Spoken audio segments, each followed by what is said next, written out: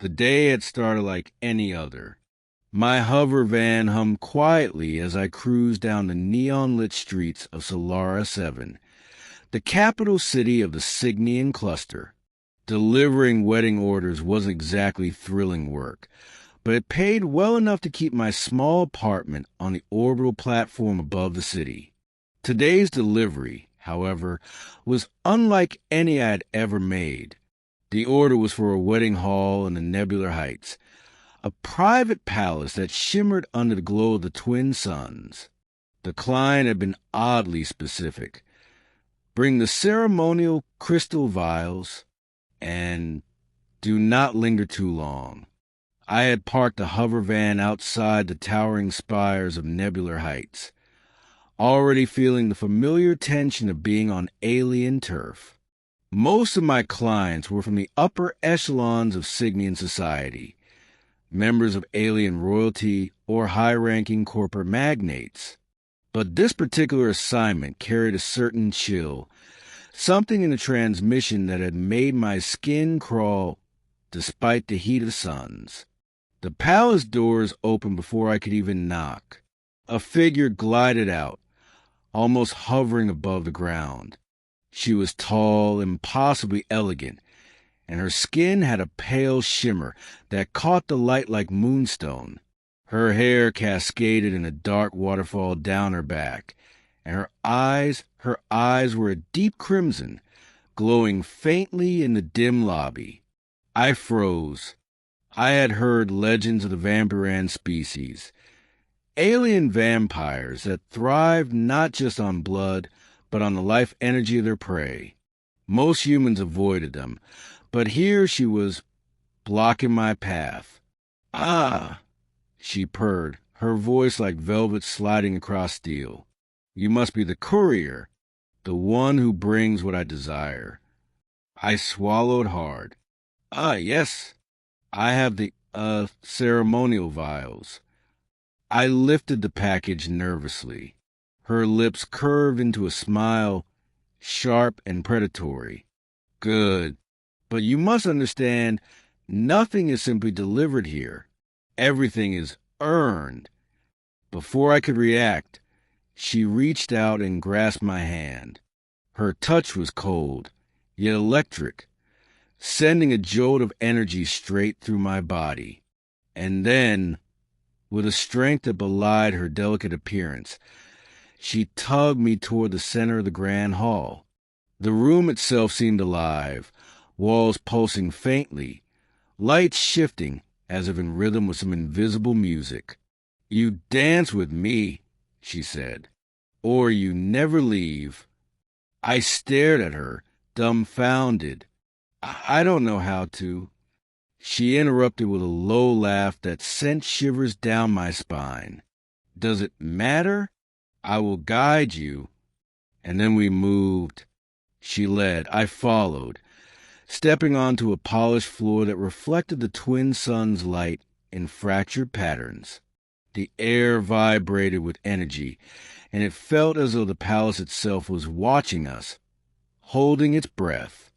I was acutely aware of the way her gaze, the warmth, or rather, the chilling intensity, radiating from her body.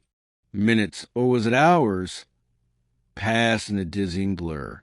My limbs moved almost instinctively, following her graceful motions, while the music, if it could be called that, reverberated in a language beyond human comprehension. Each step I took seemed to draw energy from me, filling the room with an unearthly glow. My heart pounded in my chest, not just from exertion, but from the awareness of her power. "You are stronger than I imagined," she murmured. "Most humans collapse before the first hour." I gasped, gripping the ceremonial vials tightly. I'm just trying to survive." She tilted her head, crimson eyes gleaming. "Survive? Oh, my dear courier, this is just the beginning." At that moment, the palace doors closed behind us with a thunderous clap, and I realized that escape was no longer an option. The walls shimmered, and from the shadows, figures emerged.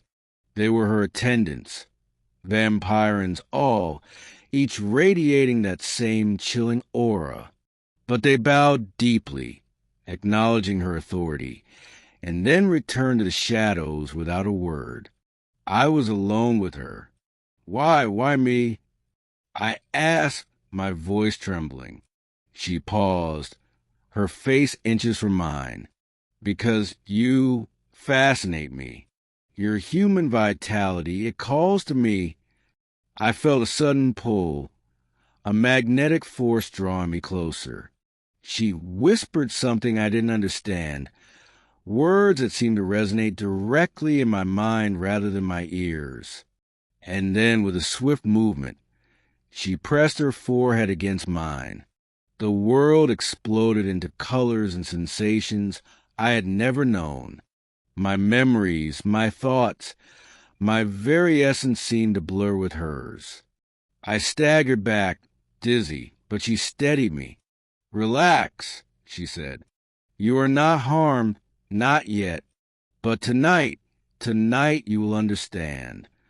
The hall shifted again, becoming a luminous ballroom filled with floating lights and twisting ribbons of energy. In the center, a throne rose from the floor, and she gestured toward it. Sit, witness. From the shadows, holographic projections emerged, showing centuries of Vampiran history. Battles, rituals, and dances, all intertwined with humans who have been caught in their web.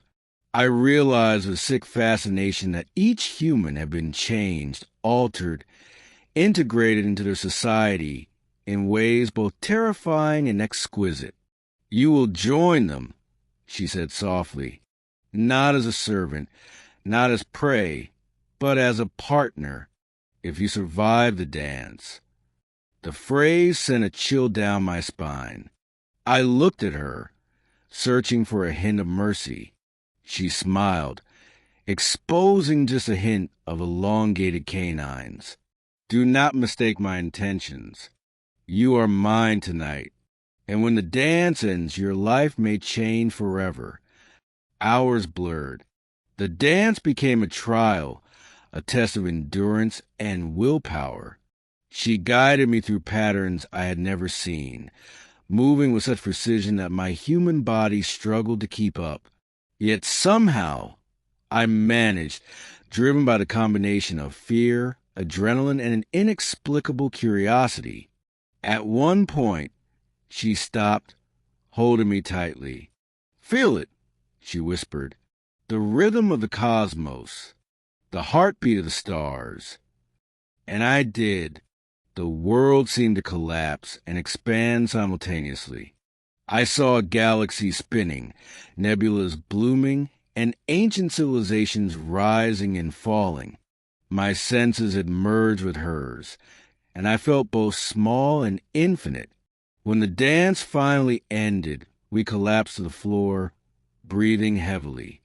I was drenched in sweat, shaking uncontrollably, yet a strange sense of calm washed over me. She knelt beside me, placing a cold hand on my cheek. You survived, she said. Few humans ever do. And yet, here you are, alive and changed. I tried to speak, but found no words. My mind was a haze of exhaustion, wonder, and fear.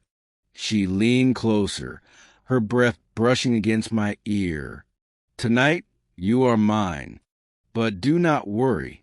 I will not harm you. Not yet. With that, she rose gracefully, extending a hand to me. Come, there is more to show you, more to teach you. But first, we must attend the wedding for which you delivered the order. A human must learn to navigate our world, must they not? I hesitated, then placed my hand in hers. The chill of her touch had become strangely comforting, the fear transforming into fascination. Together, we moved toward the glowing halls of Nebular Heights. where guests from countless star systems gathered, unaware of the strange dance that had just taken place behind closed doors. As we entered, I realized something profound. I had stepped into a world far beyond human understanding, a world of power, beauty, and danger. And somehow, I was no longer an outsider. The vampire woman smiled at me, her crimson eyes holding secrets I was not yet ready to comprehend.